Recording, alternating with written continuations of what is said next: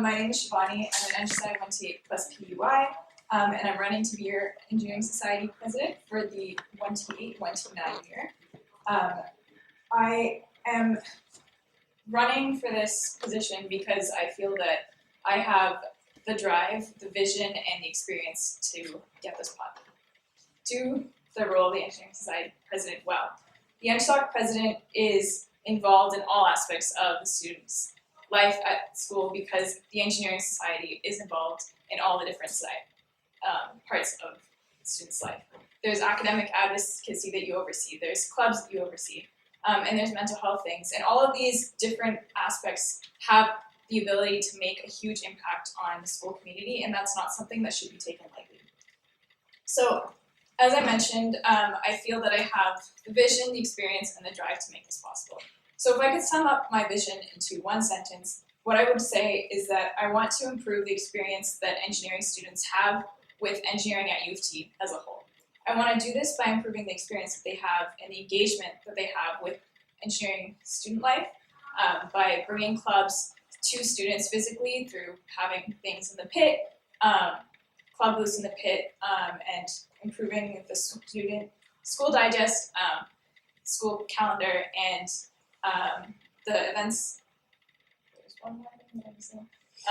Sorry. So improving the online aspects of it. I also want to improve our relations with the faculty and ensure that students are getting the support from the faculty they need. Ensure that the changes that are made to the Engineering Career Center are ones that actually benefit students and aren't just benefiting companies or the university's brand. And finally, I want to improve and develop student resources so that if students are going through a tough time, whether it's on academic probation or if they're facing an appeal, or if they're going through something with their mental health, they should have the resources they need to get through it. Yeah, thanks. Sorry. I'll take questions. Yeah, any questions for Shivani? Yeah. So how do you see your relationship with the other officers? So I see my relationship with the other officers not really as one of a hierarchical thing, because I think all of the different officers have their own platforms and their roles and responsibilities, and those are things that they have. But I think that it's important that we have discussions so that if someone is kind of struggling with something, they should be able to talk to the other officers and get ideas with that. So I would kind of see it being one of, I'm there to go for support and advice if necessary, but I acknowledge that I am not the strong, I don't know everything about finance and I don't know everything about communications. I would just be there to give an outsider perspective on it. But I also feel that we should have bi-weekly meetings just so that everyone knows what's happening within the office, and we can help out on things if necessary. Any other questions? Anything else? One thing that's been brought up is some of NSOC's internal processes can sometimes be a little bit, to use your word, taxing. Particularly board meetings can be unnecessarily lengthy. From your perspective, either as UTSU or even as an engineering society member, do you think there's anything we can improve on our internal processes or anything like that? Even just comes to mind off the top of your head. I think there's a number of reasons that our board meetings can be so long and taxing, to say the least.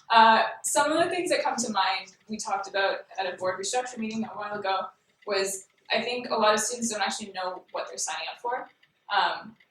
And so I think that's one thing, that if you have students that know the responsibilities that they have as a director, which is you have to go through the meeting agendas and all of the appendices before you get to the meeting, things like that will speed up the process. But I acknowledge that not everyone's going to do that prep work. So I think having more kind of guidelines and open communication with directors about what is expected of them. But I think in terms of processes and things in general, I think that we need to revisit them, but off the top of my head, that's one of the things I can think of. Yeah. The president oversees, I think, 2 project directorships. Yeah, alumni outreach and professional. Yeah, could you maybe comment on those? Yeah. So it's alumni outreach and professional outreach, as Swati said. I think one of the unique positions with the president is how they also have such a strong relationship with the faculty. And if you look at alumni outreach and professional outreach, those are things that the faculty can aid with as well. And what I want to do is, with the work of the Engineering Career Center, I want to make sure that the stuff and support that students are getting is relevant to their disciplines. So I want to work with the alumni outreach director and professional outreach director and kind of facilitate that relationship with the Engineering Career Center as well, to see that everything is kind of working together. But in terms of their own visions, like project directors come in with great ideas, and I would just be there to support them and help them. How much, like, if any, like, role would you see yourself in communicating with other universities, like, outside of, like, University of Toronto? Because, I mean, there are a lot of, like interesting people to talk to, but it also is, like, resources you can be diverting, like, towards sort of communicating, discussing best practices that aren't being kind of diverted here where it might be more needed. So just curious, like, what are your thoughts on your role, if any, in engaging with other universities when it comes to, like, anything? So one of the things I want to do right out at the beginning of my term would be to establish a relationship with the other universities. So just shoot an email, be like, hi, congratulations, and introduce myself, so that there is that working relationship, at least the person knows who I am. I don't think that we necessarily need to have constant regular meetings, but I think that it's important to have that relationship established at the beginning, so that if something were to come up, we would be able to go to them and have a conversation. Because I don't think we necessarily need to have ongoing conversations, but it also looks bad upon us if the only time we reach out is when we need something. Any further questions? So oftentimes discipline clubs are the ones that are like directly involved in students like day to day outside of just like events that MSOC holds.